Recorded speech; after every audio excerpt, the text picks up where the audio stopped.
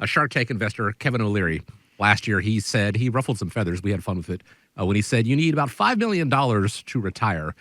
He's walked that back a little bit. He's done a reversal and says, with careful investing, you can now retire on $500,000. His plan, fixed income products that return 5% and a balanced portfolio that returns 8 to 9%. Sounds like he's gotten a dose of reality, seems to be talking to everyday people. But that 8 to 9% return, let's talk about that. Does that mean a level of market risk that our listeners would or should be comfortable with? Well, I guess the $1,000,000 question here is, what is a safe amount to retire with? And, Scott, we had talked a little bit about this before we kind of got on the show. And, if you think about $5 million for Kevin O'Leary, that probably is not even enough for him based upon his lifestyle. No, exactly. $5 million at that 5% to a guy that's worth billions of dollars. I mean, you're seeing him all over the place, talking about, the different types of economic woes here and there. He's a go-to guy now, and he's made a name for himself. And $5 million for him is nothing. And Nolan, I guess I would ask this question, because I'm at a point now where I'm 5 to 10 years out, looking at retirement. Everybody's got that magic number. What's important to them? What number is important to them? When you have someone like me that is looking to prepare for Medicare, or I'm not Medicare, but retirement, what do you tell them is their magic number? If I come to you and say, what's my magic number? What should I look for? Well, for every client that we work with, we build out something called the independent portfolio analysis, and then we walk through developing the written retirement income plan and the independent income system. And if you look at that, $5 million here in Northwest Ohio, obviously for most folks would go a long, long way. But I would say that, more often than not, when you look at kind of the advice and thinking about that $500,000 mark, that's a lot of the times what we see when we're working with folks that are close to or in retirement time. The one thing that I liked about Kevin O'Leary's advice is he talked about, a portion of the money in the fixed income with, rates still being relatively high, and then having a balanced portfolio that maybe gives some stock and bond exposure as well. What I like about that is it kind of gives a backup plan. And that being that when the stock market is working out, you're able to maybe take some of the profits off the table, use that for some of the fun things that you want to do in life. In those years when the market doesn't do so well, you could live off some of the fixed rates, not be forced into a situation to sell off your equities in a temporary down market. It really is the philosophy behind the independent income system. So if you're wondering what your number is, we have something that we've created here at our office. It's called the Retirement Savings Calculator. And we can take all of your information. When we put it together and we build out your retirement team action plan, what we'll do is we'll walk you through helping you figure out exactly what your number is to build that confidence of what you need for getting you not only to, but also through that entire retirement time. Taking some risk, Scott, in retirement, I think is a good idea. It's okay to take a little bit of risk with your money. Yeah, taking risk is a portion of that, right? But, like I've heard you countless times talk about the independent income system, and having a diversified portfolio allows you, those buckets of money to take care of health care, take care of some other, the fund money, the income streams that you're going to need. One of the things that's very, very important is, healthcare costs, pre-65 and long-term care.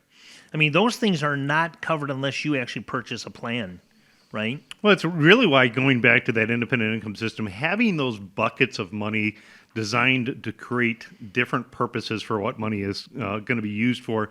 So here's what I want you to do. I want you to help, and I'm going to help you figure out, what is a safe amount to retire with. Number one, I want you to look at what your annual expenses are. Cover minimum income expenses that you need. So what does it take to run your basic lifestyle and your house? You need those to be covered from reliable income sources. So that could be Social Security, it could be pensions, it could be annuity. If you find that there's a gap in what it takes to run the minimum income in your household, you may want to reposition some of those equity or risky assets into something that provides more predictable income in retirement time. Number two is you want to consider longevity. A lot of people will come into the office and say, Nolan, well, nobody in my family lived past age 75, so I've run the analysis and I better just spend it now. Well, people are living a lot longer today. And so building out longevity into your plan, and that's why it's important to have that reliable income so that income can last as long as you do is very important. As Scott pointed out, looking at the healthcare cost, one of the advantages I think of working with us, the team here at America's Retirement Headquarters, is you get the different businesses looking at it from an investment perspective. We're looking at it from a healthcare perspective. We're looking at it from a tax perspective and bringing all of these areas together because, those expenses can be different for those folks who retire before the age of 65, figuring out navigating affordable healthcare. When you go on Medicare, understanding things like excess premium taxes with IRMA, and how to not have your life savings blown up if you or a loved one needs some type of long-term medical care. That's where we bring in your team to help out. Yeah, Nolan, I have a horrible situation. It's kind of a sad story. I had a client that actually, husband and wife, he was driving to work and had a heart attack, ran off the road. They found him sitting in his car off the side of the road. Rescue squad got there. They were able to save him, brought him back. The problem was he was so drastically impacted health-wise that his surviving wife came in, and he actually was put into nursing care, and with a very large retirement portfolio through his employer, they had to exhaust all of those resources before there was any help available. And unfortunately for his wife, she didn't have access to any of those resources that he had. The long-term care facility, based on the level of care that he needed, was roughly $15,000, a month, where that's pure money coming out of their assets.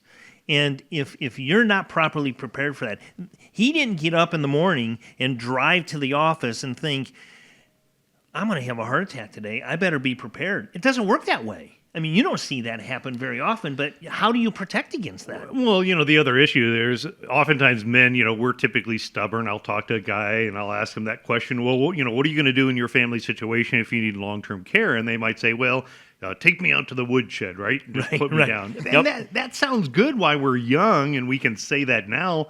But the reality, like in your client situation, when that actually happens, and you're faced with this $15,000 a month bill, what you're doing is you're draining those assets down because, if he gets better, he still needs money to live off of. Or Yep. God forbid, if he doesn't, he's drained those assets down for that surviving spouse.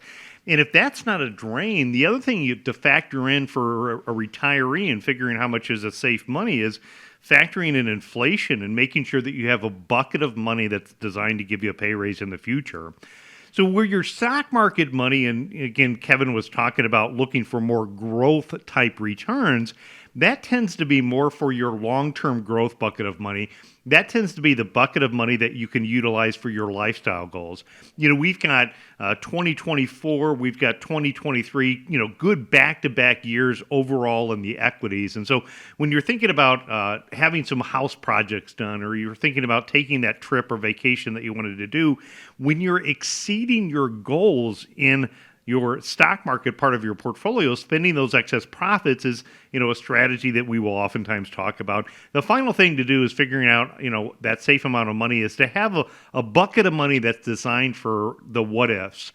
We've heard the talk of people saying, is 4% a safe withdrawal rate? And a lot of people move into retirement time and they'll plan on living off of that 4% rule. But what they don't think about is having then an excess bucket of money designed to cover those emergencies that will happen in life. And folks, whether it's a flood in the basement, whether it's a family member who needs bailed out, or whether it's something else happens, just plan on a what if that's going to happen. So the independent income system is a way to help you identify and address all of that. If you're wanting to know in your individual situation, is it 5 million? Is it 500,000? We can answer that question for you and help you put that together in that retirement team action plan. And it's as easy to reach out and get that started by giving a call right now, 419-794-3030, 419-794-3030, or go into the website, which is arhq.com. The answer, of course, is going to depend on person to person. Kevin O'Leary, $400 million net worth, by the way. $5 million, probably not going to be great for him, but for a lot of people, it could work, and it really just depends on your circumstances. So give a call to the team at America's Retirement Headquarters. Start developing that retirement team action plan for you and your family. 419-794-3030.